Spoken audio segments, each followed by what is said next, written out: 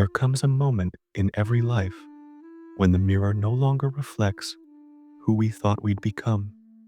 It's not always failure that haunts us, but a quiet sense that something essential has drifted away, a subtle distance between who we are and who we could be. That unease, that silent friction between the self and its potential is not a mistake. It's the spark of transformation. Because before change ever shows itself on the outside, it begins as a quiet, psychological revolution within. We like to imagine transformation as a grand decision, a single epiphany that flips a switch. But in truth, it's more like dismantling and rebuilding the architecture of your own mind.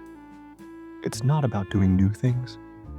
It's about seeing the world through new eyes. And that kind of change doesn't happen overnight. It unfolds slowly, often through discomfort, confusion, and self-doubt. It begins the moment you start questioning the patterns that have silently shaped your life. Psychologists have long tried to map this mystery. Carl Jung called it individuation, the process of uniting the fragmented parts of the self. Abraham Maslow saw it as the journey towards self-actualization, the gradual unfolding of one's potential once survival needs are met. But beyond theory lies a simple truth. Transformation begins when the pain of staying the same outweighs the fear of change. Most people never reach that threshold consciously.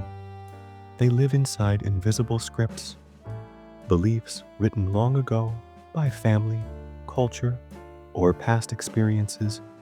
I'm not good enough. It's too late for me. People like me don't succeed. These are not facts. They're mental walls disguised as truths. The first act of rebellion is to notice them. Awareness, as simple as it sounds, is the first crack in the structure of conditioning. Because once you see a pattern, you can no longer be completely ruled by it. Neuroscience calls this neuroplasticity, the brain's ability to rewire itself. Every time you challenge an old belief, your brain literally reshapes new connections form. Old ones weaken. Transformation, in biological terms, is the physical reorganization of thought. But here's the paradox. Everyone wants transformation without discomfort. They want the reward without the friction that makes it possible. Yet discomfort isn't a sign of failure. It's a sign that the old self is losing control. The ego resists because its only job is to preserve stability, even if that stability keeps you stuck. That's why real change feels chaotic. Your mind clings to what's familiar, even when the familiar is what hurts you. Cognitive scientists call this psychological homeostasis, the instinct to preserve identity. When you act in ways that don't fit who you believe you are, your mind rushes to restore the old balance. So, transformation doesn't start with new habits. It starts with a new self-concept.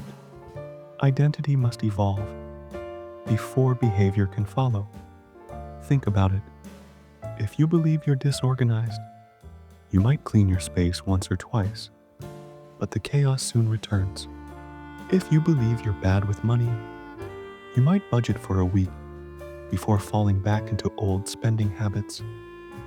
But when you begin to see yourself as someone who takes care of my environment, or someone learning to manage money, your actions begin to align effortlessly.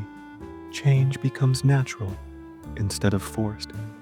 Transformation, then, isn't self-improvement. It's identity realignment. And that realignment begins with radical honesty, not the kind that punishes, but the kind that reveals. Here's what I feel. Here's what I avoid. Here's what still hurts. This level of honesty dismantles the defenses that keep you repeating the past. It's like cleaning a wound. It stings at first, but it's the only path to healing. Because once you stop trying to change from self-rejection and start evolving from self-understanding, the process softens. You realize transformation isn't about fixing yourself.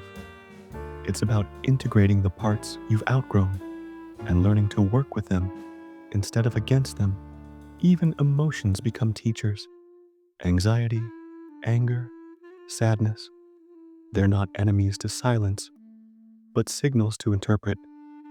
They reveal where your life has drifted from alignment. When you approach them with curiosity instead of judgment, the brain's fear centers calm down and the mind opens to growth. Emotional awareness, research shows, literally expands your capacity to change. The deepest transformations are quiet.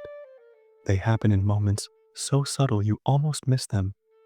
When you pause before reacting, when you breathe before speaking, when you choose honesty over approval. Each of these moments rewires your sense of self.